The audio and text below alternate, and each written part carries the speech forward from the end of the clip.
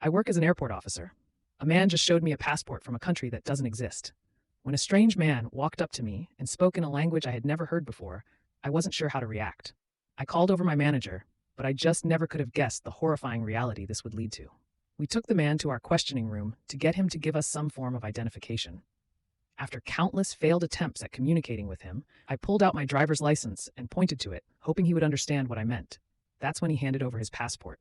It seemed legit at first, but that all changed when I took a closer look. I noticed that his passport said he was from a country named Agartha.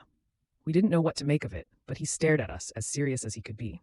Eventually, we called in an officer of foreign affairs from the FBI, and that's when things got serious. Very quickly, the mysterious man provided unidentified currency, photos from an unidentified land, and the passport from the unidentified country. This FBI guy was baffled. He had no clue what to do. So he eventually gave this man a map, and after some more arm flailing, managed to ask him where he was from. This man looked at the map for a minute and then adamantly pointed to the middle of the Atlantic Ocean. This FBI officer looked confused, and after some phone calls, he took the man's bag and then placed him in handcuffs and transported him to a nearby jail cell. We began to unpack the bag and found more objects from this unidentified land, such as postcards, a laptop with a brand no one had ever heard of, and some more photos. These photos are what has been keeping me up for the past 20 hours. Their contents were of some unidentified land taken from a large tower.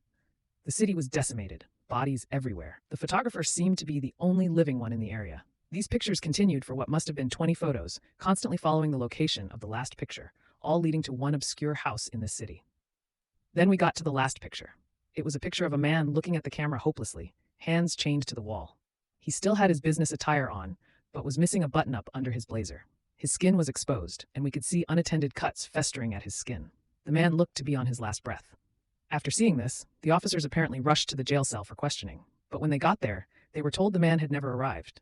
Then they ordered the police station to track down the squad car using GPS, but the car's locator no longer existed. It hadn't given off a signal in 13 minutes, and no one had heard from the two officers.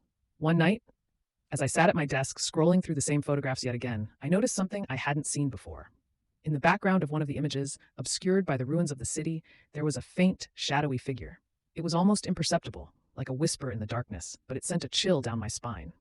I zoomed in on the photograph, trying to make out more details, and that's when I saw it. The figure appeared to be tall and cloaked in darkness, with elongated limbs that seemed to stretch unnaturally. Its eyes glowed with an otherworldly, malevolent light. My heart raced as I continued to examine the other photographs. And to my horror, I discovered that the shadowy figure appeared in each one, always lurking in the background, watching and waiting.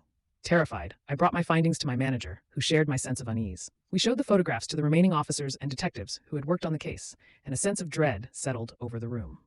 As we delved deeper into the mystery, we uncovered more disturbing information.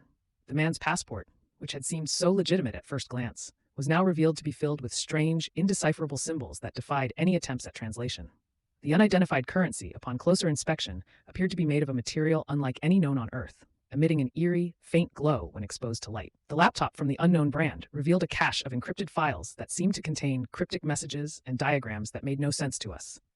The sense of foreboding grew stronger with each passing day, and it became clear that we were dealing with something far beyond our comprehension. And then, one fateful night, as I was alone in the police station, poring over the photographs once more, the lights flickered and a bone-chilling silence descended. I could feel an invisible presence in the room. And when I turned around, there it was, the shadowy figure from the photographs. My heart pounded in my chest as the figure slowly advanced towards me, its glowing eyes fixated on mine.